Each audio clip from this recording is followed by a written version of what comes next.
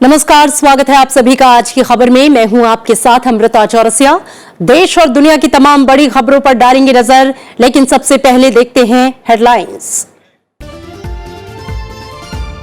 गुजरात विधानसभा चुनाव के लिए वोटिंग का काम संपन्न। मैनपुरी लोकसभा और 6 विधानसभा उपचुनाव के लिए भी मतदान पूरा। 8 दिसंबर को नतीजों का ऐलान। एग्जिट पोल में बीजेपी को बहुमत के संकेत। गुजरात में बीजेपी की बड़ी जीत का अनुमान। हिमाचल में बीजेपी कांग्रेस में कांटे की टक्कर। प्रधानमंत्री की अध्यक्षता में G20 को लेकर सर्वदलीय बैठक। G20 की तैयारियों पर चर्चा। बैठक में केंद्रीय मंत्रियों, राज्यों के मुख्यमंत्रियों समेत सभी दलों के नेता शामिल। भारतीय संस्कृति को विश्व में स्थापित करने का अवसर। G20 दिल्ली में बीजेपी राष्ट्रीय पदाधिकारियों की बैठक में उद्घाटन समारोह में बोले प्रधानमंत्री। बैठक में पार्टी की भविष्य की रणनीति पर विचार विमर्श।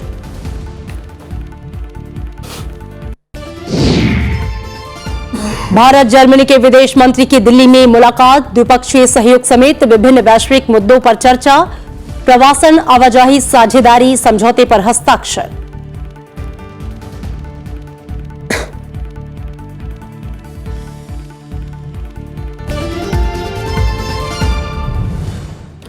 और आइए बुलेटिन की शुरुआत करते हैं सबसे पहले विधानसभा चुनाव से जुड़ी खबरों के साथ।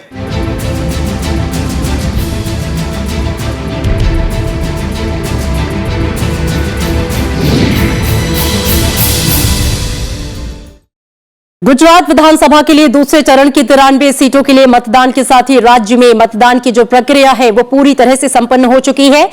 चुनाव आयोग के मुताबिक गुजरात विधानसभा चुनाव के दूसरे चरण में शाम 5 बजे तक अगर बात करें तो करीब 58.68% मतदान जो है वो दर्ज किया गया है। हालांकि इसके बढ़ने की संभावना है। अब सबकी नजर जो है वो 8 दिसंबर को आने वाले नतीजों पर होगी। गुजरात विधानसभा चुनाव के दूसरे और अंतिम चरण में राज्य के 14 जिलों की 93 सीट पर आज सुबह 8 बजे से शाम 5 बजे तक वोटिंग हुई। सुबह से ही मतदान केंद्रों पर युवाओं और महिलाओं में वोटिंग को लेकर उत्साह जो है वो देखने को मिला। लोगों ने बढ़ चढ़कर मतदान में हिस्सा लिया।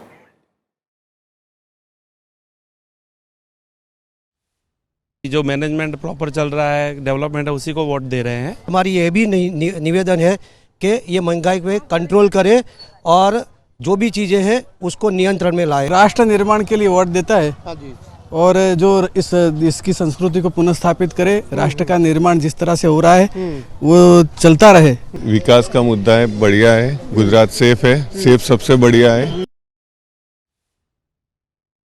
प्रधानमंत्री नरेंद्र मोदी ने अहमदाबाद के रानीपेट क्षेत्र में मतदान केंद्र में अपना वोट डाला। उन्होंने निर्वाचन आयोग को शानदार तरीके से चुनाव कराने और पूरी दुनिया में भारत के लोकतंत्र की प्रतिष्ठा बढ़ाने के लिए बधाई भी दी। प्रधानमंत्री नरेंद्र मोदी की मां हीराबेन मोदी ने गुजरात विधानसभा चुनाव के दूसरे चरण के लिए रायसन प्राइमरी स्कूल में वोट डाला। केंद्रीय गृह मंत्री अमित शाह ने अपने परिवार के साथ अहमदाबाद के एक मतदान केंद्र में अपना वोट डाला। तस्वीरों में आप देख सकते हैं।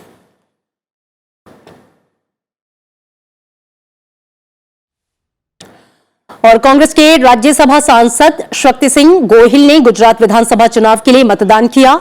यूपी की राज्यपाल आनंदीबेन पटेल ने शुलाज अनुपम स्कूल में मतदान किया। गुजरात के मुख्यमंत्री भूपेंद्र पटेल ने शुलाज अनुपम स्कूल में अपना वोट डाला। आम आदमी पार्टी के गुजरात के मुख्यमंत्री पद के उम्मीदवार इसुदान गढ़वी ने विद्यासागर हाई स्कूल में वोट डाला। 93 विधानसभा क्षेत्रों में राज्य के मुख्यमंत्री भूपेंद्र पटेल सहित 61 राजनीतिक दलों के कुल 833 उम्मीदवार की किस्मत जो है वो ईवीएम में बंद हो गई। गुजरात में 1 दिसंबर को पहले चरण में 89 सीट पर करीब 63.31% मतदान हुआ था।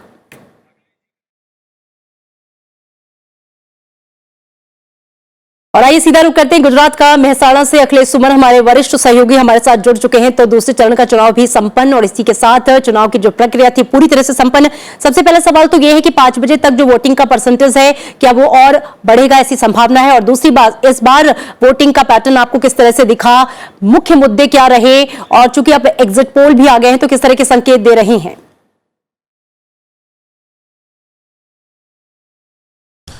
देखिए, निश्चित तौर पे अमृता जो 5 बजे तक का अनुमान है उसके हिसाब से 58 पॉइंट समथिंग % है, लेकिन 7 बजे तक का जो अनुमान है हमको जो पता चला इलेक्शन कमीशन के तरफ से वो 59.1% है। मतलब अभी वो बता रहे हैं कि 10 बजे तक अंतिम जो उनके पास आएगा आंकड़ा वो अंतिम 10 बजे तक के करीब आएगा फाइनल, क्योंकि बहुत सारे ऐसे भी मतदान केंद्र हैं जहाँ की लोग 5 बजे के अंदर अगर चले गए हैं मतदान केंद्र के अंदर तो उनके वोटों को भी शामिल किया जाएगा और उनकी गिनती अभी बाकी है। तो इस हिसाब से कह सकते हैं कि उनका पोल परसेंटेज आने में तकरीबन 10 बजेगा। तो निश्चित तौर पे ये कह सकते हैं कि जो अपेक्षित वोट संख्या कह सकते हैं उतनी नहीं है, लेकिन निश्चित तौर पे ये जरूर है कि जिस तरह की पार्टियों ने प्रचार किया और जिस तरह के जो मुखर वोट थे वो मुखर वोट जरूर सामने आए।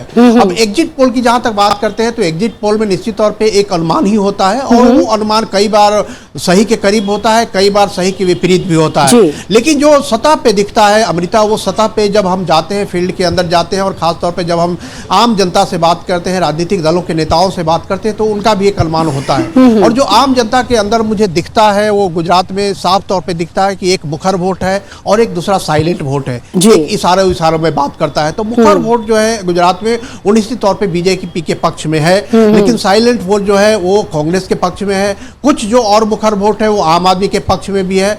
और मुद्दे की जहां तक बात है तो मुद्दों में देखिए बेरोजगारी एक महान मुद्दा है। हर जगह लोग बोलते हैं जो मुखर वोट है वो बेरोजगारी के बारे में बोलते हैं। कुछ मुखर वोट ऐसे हैं जो वो भी बोलते हैं कि शिक्षा और स्वास्थ्य की जो सुविधा है, बिजली की जो मामला है, उसकी दरों में जो काफी बढ़ोतरी हुई है उसका भी मुद्दा कुछ लोगों ने उठाया है। जनता के बीच में लोग मुखर होकर बोलते हैं। तीसरा जो एक बड़ा मुद्दा है वो मुद्दा है देखिए विकास का, सतत विकास का। उसके अलावा राष्ट्रीय सुरक्षा का मुद्दा उठाते हैं लोग, विदेश नीति में सफलता का मुद्दा उठाते हैं और एक जो चौथा मुद्दा ये बताते हैं कि देखिए जो आम तौर पे जो विकास हुआ है गुजरात में उस विकास को बनाए रखने के लिए जो अभी तक की जो सरकार है वही सरकार आगे भी विकास करेगी। ये 4 तरह के मामले हैं ये जो बीजेपी के पक्ष में दिखते हैं। जो दूसरे तरह का मामला जैसा मैंने बताया बेरोजगारी का मामला हो या शिक्षा और स्वास्थ्य में और बेहतर सुविधा देने का मामला हो, वो मामला देखिए विपक्ष के खाते में जाता है। लेकिन कई जगह ये भी देखने को मिलता है कि कई लोग साइलेंट हैं, कुछ नहीं बोलते हैं। तो सारे वैसे मतों के बारे में ये भी माना जाता है कि जो साइलेंट है वो साइलेंट है और वो मुखर अगर नहीं है तो इसका मतलब है कि वोट कहीं उस तरीके से टर्न नहीं हो पा रहा है, उतनी ताकत उनमें नहीं है। तो एग्जिट पोल को मैं जो समझ रहा हूँ एग्जिट पोल काफी अनुमान के करीब है और जो सच्चाई है वो 8 दिसंबर को बिल्कुल बिल्कुल इंतजार बस उन्हीं पलों का है। शुक्रिया अखिलेश इस पूरी बातचीत के लिए। जो मुखर है या जो साइलेंट है सब जो है सबका नतीजा 8 दिसंबर को आएगा। और इधर हिमाचल प्रदेश के बाद आज गुजरात में विधानसभा के दूसरे और अंतिम चरण के लिए मतदान का काम पूरा होने के बाद विभिन्न एजेंसियों और न्यूज चैनलों ने अपने अपने एग्जिट पोल जो है वो सामने पेश किए हैं। सर्वे जो है एग्जिट पोल के वो आ चुके हैं। इसमें दोनों ही राज्यों में एक बार फिर से बीजेपी की सरकार बनने का अनुमान जताया गया है। हिमाचल प्रदेश के लिए ज्यादातर जो एजेंसियां हैं और चैनल्स हैं उनके सर्वे में बीजेपी के सबसे बड़ी पार्टी जो है वो बनकर उभर कर सामने आने का अनुमान इन एग्जिट पोल में दिखाया गया है। और वहीं गुजरात के एग्जिट पोल की अगर हम बात करें तो राज्य में एक बार फिर से बीजेपी की सरकार बनती नजर आ रही है। अनुमान में बीजेपी की राज्य में बड़ी जीत के संकेत इन एग्जिट पोल के नतीजों के साथ दिखाई दे रहे हैं।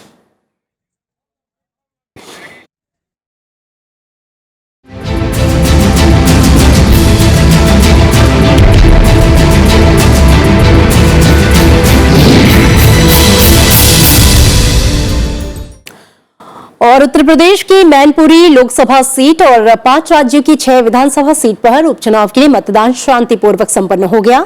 मतदान को लेकर लोगों में खासा उत्साह देखने को मिला। मैनपुरी की बात करें तो संसदीय क्षेत्र में मुलायम सिंह की बहू और अखिलेश यादव की पत्नी डिंपल यादव एसपी की उम्मीदवार हैं, जबकि बीजेपी ने रघुराज सिंह शाक्य को मैदान में उतारा है। मैनपुरी में समाजवादी पार्टी और बीजेपी के बीच कांटे की टक्कर है। ये सीट एसपी के संस्थापक मुलायम सिंह यादव के निधन के कारण खाली हुई है। वहीं उत्तर प्रदेश में रामपुर सदर, खतौली, ओडिशा में पदमपुर, राजस्थान में सरदार शहर, बिहार में कुड़नी और छत्तीसगढ़ में भानुप्रतापपुर विधानसभा सीट पर उपचुनाव के लिए मतदान संपन्न हो गया। रामपुर सदर और खतौली सीट पर एसपी विधायक आजम खान और बीजेपी विधायक विक्रम सिंह सैनी को अलग अलग मामलों में दोषी ठहराए जाने के बाद अयोग्य घोषित किए जाने के कारण उपचुनाव जरूरी हो गया था। कुछ और अहम खबरें। प्रधानमंत्री नरेंद्र मोदी ने कहा है कि भारत को G20 की अध्यक्षता मिलना सभी नागरिकों के लिए गौरव की बात है और ये भारत, भारतीयता और भारतीय संस्कृति को विश्व में स्थापित करने का अवसर है। प्रधानमंत्री ने बीजेपी के राष्ट्रीय पदाधिकारियों की 2 दिवसीय बैठक के उद्घाटन के बाद अपने संबोधन में ये बातें कही। प्रधानमंत्री ने अपने संबोधन में कहा कि कैसे कोविड-19 महामारी और यूक्रेन रूस युद्ध जैसे संकटों के बीच भारत विगत वर्षों में विश्व की एक बड़ी आर्थिक शक्ति के रूप में उभरा है और पूरी दुनिया इसकी सराहना भी कर रही है। इससे पहले पार्टी मुख्यालय पहुंचने पर पार्टी के राष्ट्रीय अध्यक्ष जेपी नड्डा ने प्रधानमंत्री का स्वागत किया। जेपी नड्डा की अध्यक्षता में हो रही इस बैठक में पार्टी की भविष्य की रणनीति पर विचार विमर्श किया जाना है। राज्य विधानसभा चुनावों के अगले दौर के अलावा आगामी लोकसभा चुनाव की तैयारियों का जायजा लिया जाना और विभिन्न संगठनात्मक गतिविधियों की भी समीक्षा की जानी है। बैठक में पार्टी के सभी राष्ट्रीय पदाधिकारियों के अलावा सभी राज्यों के प्रभारी और सह प्रभारी, विभिन्न मोर्चा के प्रभारी, प्रदेश अध्यक्ष और प्रदेश के संगठन महामंत्री हिस्सा ले रहे हैं।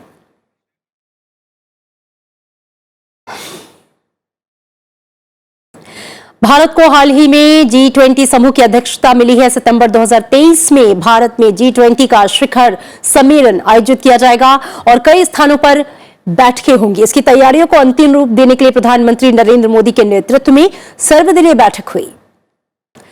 भारत की मेजबानी में होने वाली G20 शिखर सम्मेलन के लिए सुझाव मांगने, रणनीतियों पर चर्चा करने और अंतिम रूप देने के लिए केंद्र सरकार की तरफ से बुलाई गई सर्वदलीय बैठक में सरकार की ओर से गृह मंत्री अमित शाह, वित्त मंत्री निर्मला सीतारमण, विदेश मंत्री एस जयशंकर, रक्षा मंत्री राजनाथ सिंह, वाणिज्य मंत्री पीयूष गोयल मौजूद रहे। बैठक में कई राज्यों के मुख्यमंत्रियों ने हिस्सा लिया, जिसमें पश्चिम बंगाल की मुख्यमंत्री ममता बनर्जी, ओडिशा के मुख्यमंत्री नवीन पटनायक, सिक्किम में मुख्यमंत्री प्रेम सिंह तमांग, महाराष्ट्र के मुख्यमंत्री एकनाथ शिंदे के अलावा दिल्ली के मुख्यमंत्री अरविंद केजरीवाल, तमिलनाडु के मुख्यमंत्री एमके स्टालिन, आंध्र प्रदेश के मुख्यमंत्री जगन मोहन रेड्डी शामिल रहे। बैठक में बीजेपी अध्यक्ष जेपी नड्डा, कांग्रेस अध्यक्ष मल्लिकार्जुन खड़गे, पूर्व प्रधानमंत्री एचडी देवेगौड़ा, सीपीएम महासचिव सीताराम येचुरी, सीपीआई महासचिव डी राजा, तेलुगु देशम पार्टी के प्रमुख चंद्रबाबू नायडू शामिल हुए। अगले साल 9 और 10 सितंबर को दिल्ली में G20 नेताओं का शिखर सम्मेलन होना है। इससे पहले देश के विभिन्न हिस्सों में G20 की कई बैठकें आयोजित की जाएंगी। G20 में भारत के शेरपा अमिताभ कांत ने विश्व चुनौतियों से निपटने के लिए उम्मीद, सौहार्द और मरहम लगाने की भावनाओं के साथ एकजुट होकर काम करने पर जोर दिया, जिसमें विकासशील देशों और लैटिन अमेरिकी, एशियाई, अफ्रीकी और ओशिनियाई क्षेत्र के देशों पर ध्यान हो, जिनकी आवाज अक्सर अनसुनी रह जाती है। भारत में G20 की बैठकों की कड़ी में शेरपाओं के सम्मेलन में अमिताभ कांत ने आधार, यूपीआई और प्रत्यक्ष अंतरण जैसे भारत की ओर से उठाए गए कदमों का जिक्र किया, जिसकी वजह से बड़ी आबादी को गरीबी रेखा से ऊपर उठाने में मदद मिली। बैठक में हिस्सा लेने वाले के बीच 13 कार्य समूह को लेकर पहले ही परिपत्र साझा किया जा चुका है। परिपत्र में समावेश और लचीलापन के लिए विकास को बढ़ावा, स्थायी विकास लक्ष्य की प्रगति को तेज करना, स्वास्थ्य और शिक्षा, जलवायु, वित्त, प्रौद्योगिकी, सूचना और डिजिटल जन अवसंरचना संबंधी चिंताओं को शामिल किया गया। अमिताभ कांत ने कहा कि इसके लिए वो सकारात्मक और आगे की सोच के साथ सभी का समर्थन चाहते हैं, जिससे G20 आकर्षक, बहुत गतिशील, वैश्विक विकास, वैश्विक स्थायी और डिजिटल बदलाव के प्रति बहुत ही सकारात्मक समूह के तौर पर उभरे। गौरतलब है कि 1 दिसंबर को G20 की अध्यक्षता भारत ने औपचारिक रूप से ग्रहण की। G20 विकसित और विकासशील देशों की अंतर सरकारी मंच है। विदेश मंत्री एस जयशंकर और जर्मनी की विदेश मंत्री एनालेना बेयरबॉक ने ऊर्जा, कारोबार और जलवायु परिवर्तन सहित द्विपक्षीय सहयोग को प्रगाढ़ बनाने को लेकर विस्तृत चर्चा की। इसके अलावा प्रमुख अंतर्राष्ट्रीय मुद्दों पर विचार विमर्श किया। यूक्रेन में संघर्ष, हिंद प्रशांत सामरिक स्थिति, अफगानिस्तान के हालात और पाकिस्तान से उत्पन्न सीमा पर पार आतंकवाद पर बातचीत हुई। व्यापक प्रवासन और गतिशीलता साझेदारी पर एक समझौते पर हस्ताक्षर किए गए, जिससे लोगों के लिए एक दूसरे के देश में अध्ययन और काम करना आसान होगा। इस मौके पर विदेश मंत्री डॉक्टर एस जयशंकर ने कहा कि हमारी रणनीतिक साझेदारी 2 दशकों से अधिक पुरानी है।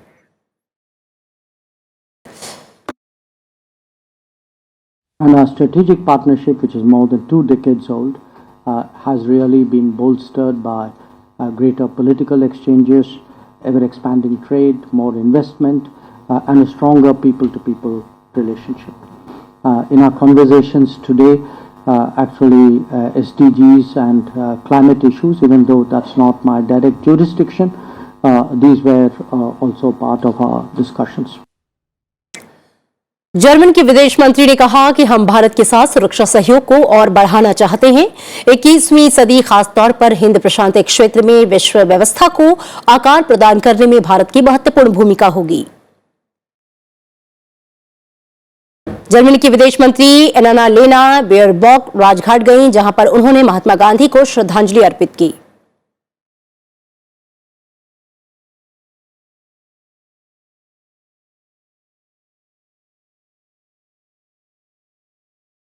और अब नजर डालते हैं कुछ और प्रमुख खबरों पर। राष्ट्रपति द्रौपदी मुर्मू ने आंध्र प्रदेश की तिरुमला में भगवान वेंकटेश्वर के प्राचीन मंदिर में पूजा अर्चना की। राष्ट्रपति के मुख्य मंदिर पहुंचने पर पुजारियों ने वैदिक मंत्रोच्चार के साथ उनका पारंपरिक तरीके से स्वागत किया। प्रधानमंत्री ने देश की अर्थव्यवस्था के संरक्षण के लिए राजस्व आसूचना अधिकारियों से आर्थिक अपराधों पर लगाम लगाने में प्रौद्योगिकी से जुड़े नवीनतम वैश्विक तरीके अपनाने को कहा है। गृह मंत्रालय में आज भारत और बांग्लादेश के ज्वाइंट वर्किंग ग्रुप की 18वीं बैठक हुई, जिसमें सुरक्षा और बॉर्डर मैनेजमेंट को लेकर चर्चा की गई। बैठक कल भी जारी रहेगी। टाटा समूह की एयरलाइंस एयर इंडिया ने 12 विमान पट्टे पर लिए हैं। इनमें A320 नियो और बोइंग 777 दोनों विमान शामिल हैं। इन विमानों को एयरलाइंस के बेड़े में 2023 की पहली छमाही में शामिल होने की उम्मीद है। चीन में सरकार ने कोविड पाबंदियों में ढील दी है। संक्रमण वाले इलाकों को छोड़कर आवाजाही पर अधिकांश प्रतिबंध हटा दिए गए। श्रीलंका को इस साल के पहले 11 महीनों में पर्यटकों के आगमन में 112.94 करोड़ डॉलर से अधिक की कमाई हुई। कोरोना से संबंधित प्रतिबंधों में ढील से पर्यटन में प्रभावशाली उछाल आया है। इंडोनेशिया के माउंट सेमेरू में ज्वालामुखी विस्फोट से कई घर मलबे में दब गए, वहीं कई पुल क्षतिग्रस्त हो गए। मौसम में सुधार के बाद यहां राहत और बचाव का काम तेज किया गया है। पैरा विश्व चैंपियनशिप के कांस्य पदक विजेता सुकांत कदम की अगुवाई में भारतीय पैरा बैडमिंटन खिलाड़ियों ने लीमा में पेरू पैरा बैडमिंटन अंतर्राष्ट्रीय टूर्नामेंट में शानदार प्रदर्शन करते हुए 6 स्वर्ण पदक जीते। सुकांत कदम ने टूर्नामेंट में गोल्ड हासिल किया।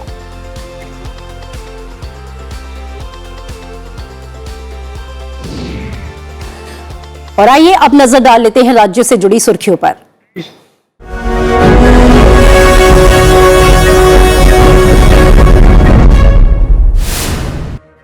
प्रधानमंत्री नरेंद्र मोदी 11 दिसंबर को गोवा का दौरा करेंगे। इस दौरान वो मोपा में बन रहे अंतर्राष्ट्रीय हवाई अड्डे के पहले चरण और अन्य परियोजनाओं का उद्घाटन करेंगे। महाराष्ट्र के मुख्यमंत्री एकनाथ शिंदे से दिल्ली में बीजेपी के राष्ट्रीय अध्यक्ष जेपी नड्डा ने मुलाकात हुई। इस दौरान कई अहम मुद्दों को लेकर चर्चा की गई। कांग्रेस शासित राजस्थान में पार्टी नेता राहुल गांधी की अगुवाई वाली भारत जोड़ो यात्रा आज शुरू हुई। मुख्यमंत्री अशोक गहलोत, पूर्व उप मुख्यमंत्री सचिन पायलट, कई मंत्री और विधायक पदयात्रा में शामिल हुए। उत्तर प्रदेश सरकार ने राज्य विधानमंडल के शीतकालीन सत्र के पहले दिन वित्त वर्ष 2022-23 का 33,700 करोड़ रुपए का अनुपूरक बजट पेश किया। विधानसभा में अनुपूरक बजट पर कल चर्चा होगी। उत्तर प्रदेश विधानसभा अध्यक्ष सतीश महाना ने कैराना से समाजवादी पार्टी के विधायक नाहिद हसन को आज विधानसभा की सदस्यता की शपथ दिलाई।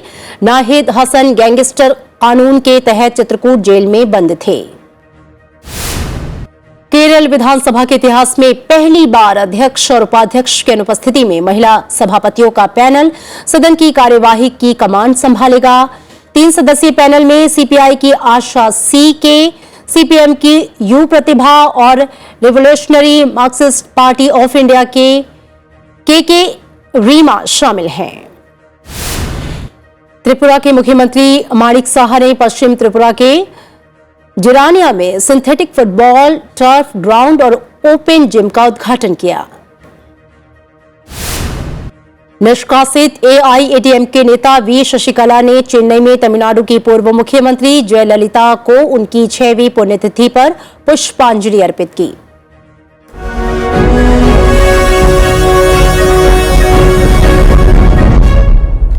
और अब नजर अंतर्राष्ट्रीय खबरों पर।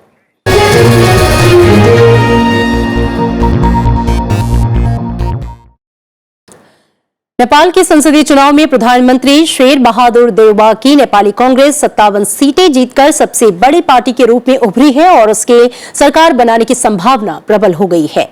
नेपाल के निर्वाचन आयोग के मुताबिक नेपाली कांग्रेस ने प्रत्यक्ष चुनाव के तहत प्रतिनिधि सभा की 57 सीट पर जीत हासिल कर ली। वहीं सीपीएन यूएमएल को अब तक 44 सीट पर जीत मिली।